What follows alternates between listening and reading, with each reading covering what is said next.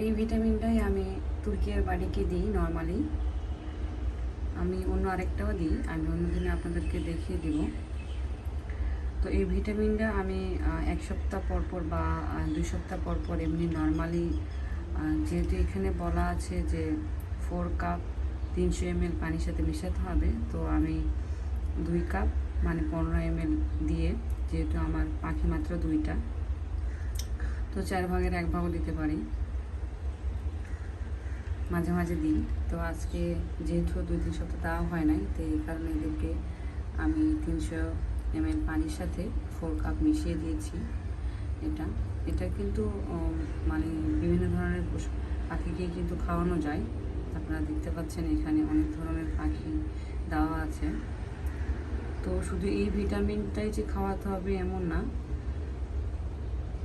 এটা কিন্তু natural nutrition এখানে লেখা আছে। ভিটামিন বিভিন্ন ধরনের পাওয়া যায়, তবে আপনারা পাখির যে ইয়েগুলো সেগুলো দেখে কিনবেন, কারণ সব পাখির গ্রোথ একরকম হয় না, আবার সব ভিটামিন তাদের শরীরে সহ্য হয় না। তো এটা দেখে কিন্তু আপনারা অবশ্যই এটা দিয়ে দিবেন তাদেরকে। তো আমি নর্মালি এটা দিই। আমি আরও একটা দিই, যেটা আমি নেক্সট টাইমে দেওয়ার সময় আপনাদেরকে দেখিয়ে দিব।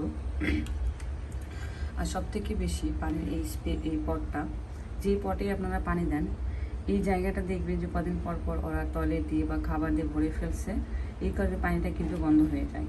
আমি খুবই অল্প পরিমাণ পানিতে দিয়েছি, যাতে 2 থেকে 3 দিনের মধ্যে এই পানিটা ফুরে যায়, আর না ফুরলেও যেন আমি ফেলে দিলে অল্পটুকু নষ্ট হয় আর কি। কারণ এই স্পেসটা কিন্তু খালি আছে, এখানে কিন্তু তারা খাবার মুখে নিয়ে গিয়ে খাওয়ার সময় ময়লা পড়ে। আবার মাঝে মাঝে এই যে বসার এই স্ট্যান্ডটা, এখান থেকে আমি যেহেতু ওই কর্নারে রাখি,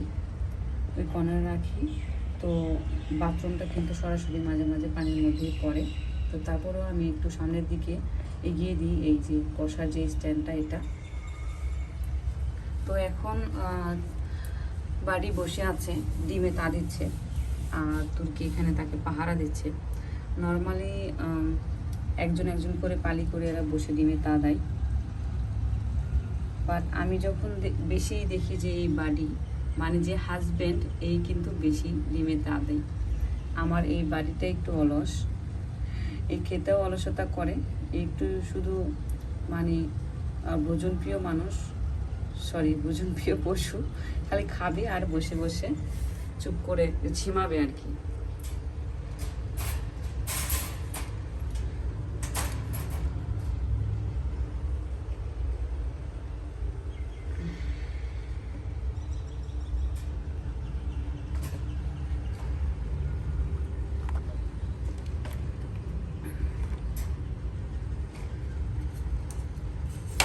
এদেরকে কিন্তু অনেক ক্লিন করে রাখতে হয় বেসিক্যালি। দেখুন আমি কালকের আগের দিনেই ক্লিন করেছি।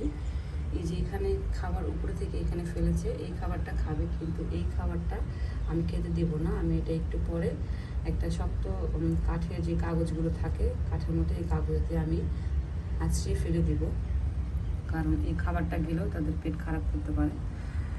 আমি যতটুকু পারি এদেরকে পরিষ্কার করে রাখার চেষ্টা করি,